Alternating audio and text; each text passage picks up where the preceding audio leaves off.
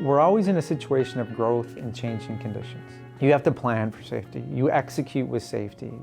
The game's afoot. We always have to be ready.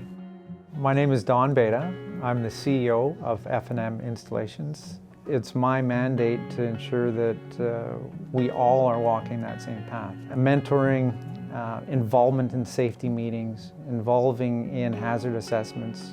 Every one of us here at FMI have to be involved with safety. It's part of our daily activity.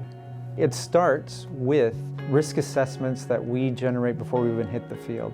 With that, it's our primary tool to communicate what the major risks are in the projects and what steps that we're using to control those risks on those projects. How that gets communicated out to the guys that are physically doing the work is the key component, and that key component is communication. So I was first introduced to the Executive Health and Safety Council of BC about 6 years ago. And ever since that, I've tried to make it to every single meeting that they put on. There's a huge wealth of information of people in the similar roles, running organizations, having similar challenges, and the solutions are very similar. Even if it's in manufacturing or if it's in construction, we're dealing with risks and how to mitigate risks and how to communicate. About 10 years ago, we brought in one safety manager that was a teacher, was a mentor, was a communicator, was someone that could really lean in to the workforce, not from a safety cop point of view, but more from a colleague. And then from there, we'd hit the road and have workshops and try to communicate one-on-one with people why safety is important. And the biggest thing that turned the corner in regards to safety was, one worker talking to another, how to be safe.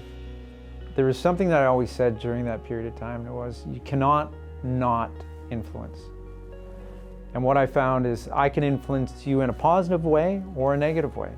And that's made a huge difference of one person saying, hey, you're at risk in this, you should do it this way. Or a positive way, you are tied off, you are working safe, continue it. When that new guy comes on, pass that on to him. So that has made a huge difference.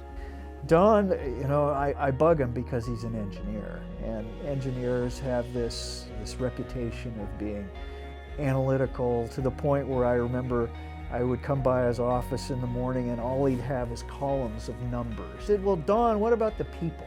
What about the people? Where is it? He said, well, your number is right here. I'm tracking your number here. I saw him grow, spent a lot of time learning about how to get his nose out of the numbers and deal with people. It's been really quite enjoyable watching him progress, and I've got nothing but the utmost respect for Don. I kind of looked at it as, well, there's a lot of people within my organization that I see that probably deserve this award more than I do. I was a little surprised. I'm just trying to do what I can. I see safety is not one person. I see it as a whole group of people. There's pockets of leaders, and those leaders are able to influence other people. But I see the benefit on how communicating this type of thing to other companies and to my own people is important.